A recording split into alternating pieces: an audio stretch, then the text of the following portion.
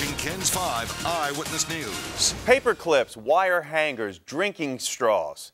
Turns out these ordinary household items have one extraordinary thing in common. Security experts recently discovered all three provide a key to opening gun safes owned by many of you.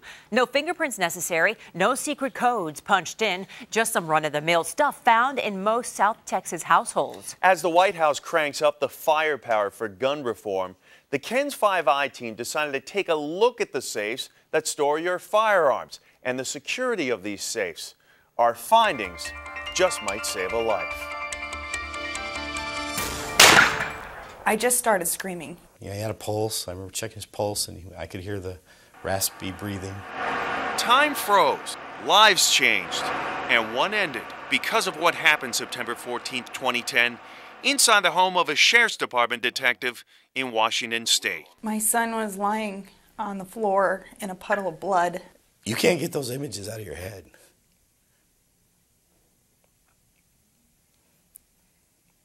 There's some things that a parent should never have to experience.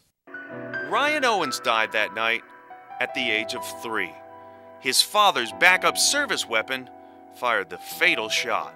It is not clear if Ryan or his 11-year-old stepsister accidentally pulled the trigger. She was alone with the little boy in the master bedroom where Ed Owens kept the loaded weapon more than 3 feet off the ground in a locked safe. Never once did either of us ever think that maybe the safe wasn't safe.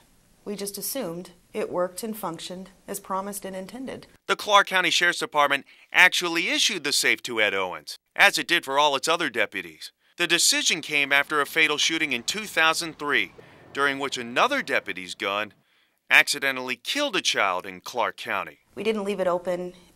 No, we didn't share the code with the kids. No, they weren't allowed in the room. It left the logical question on the table. Well, is the safe broken or defective? I mean, how did the kids get into it? Perhaps it was as simple as nothing more than this. A team of security experts from South Dakota-based security labs, retained by the Owens family, exposed what it viewed to be a weakness of the safe model linked to Ryan's shooting, with the help of a boy the same age as Ryan Owens. The 3-year-old merely lifted the safe to breach some of the locks. We analyze high security locks. A wider probe followed. Security labs tested 8 more safes, built by 3 other manufacturers. The safes all low-priced and readily available at local sporting goods retailers and big box chains. They paid extra attention to safes manufactured by Stack-On, an industry sales leader based in Illinois. Stack-On in 2004 issued a recall coordinated with the CPSC, the Consumer Product Safety Commission, because some of its safes open without the use of a combination by jiggling with a doorknob. Stack-On also manufactured the safe involved in the death of Ryan Owens. What we found is not surprising. All the safes that you see in the background here we've tested, every one of them can be opened, and they can be opened fairly rapidly, and most of them by children. The White House last month took unprecedented interest in gun safe security.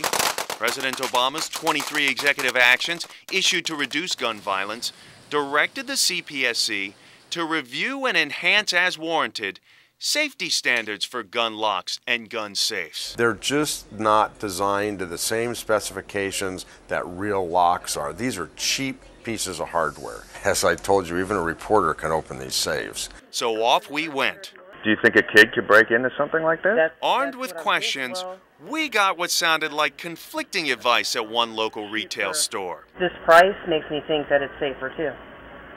The more it is, but I don't know. We ended up purchasing 2 different models of Stack-On safes, both of which suggest with photos and language on its boxes that the products safeguard guns. But we determined otherwise. Sometimes it's easier than others. Just like that.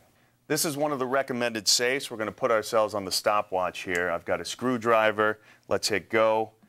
And the front here just pops off. It's just a simple piece of plastic. I use a screwdriver. Then I have a paper clip here. I stick it in the lock, and I turn counterclockwise a little bit of a pull with some torque. Just like that. Here we go. Open, stop. 22.7 seconds. It depends on the day, Jeff. Some days you just don't even want to get out of bed. Other days you're so angry. Some days you just want to sit and cry. The Clark County Sheriff's Department fired Ed Owens after the death of his son. The department determined Owens had improperly stored his gun. He's responded by filing suit against the department in a quest to get his job back. We keep going because we don't want another family to go through what we've gone through. I mean, we pray that another family doesn't have to go through the hell we live with every day, the life-altering hell. The I-Team learned that last week, prompted by the White House, the Consumer Product Safety Commission cranked up its investigation into the death of Ryan Owens. An investigator conducted a 3-hour phone interview with Ed Owens and visited the Owens home the next day. In response to our investigation, Stack-On provided the I-Team with a statement which reads in part, quote, "We have sold hundreds of thousands of secure stored solutions without a single confirmed incident of a child breaching our units and accessing a gun. While experts can pick even the most complex locks, there is simply no public benefit in teaching adults and children how to penetrate security systems. The safety of our systems has been proven through years of actual consumer use, and we strongly stand behind our products."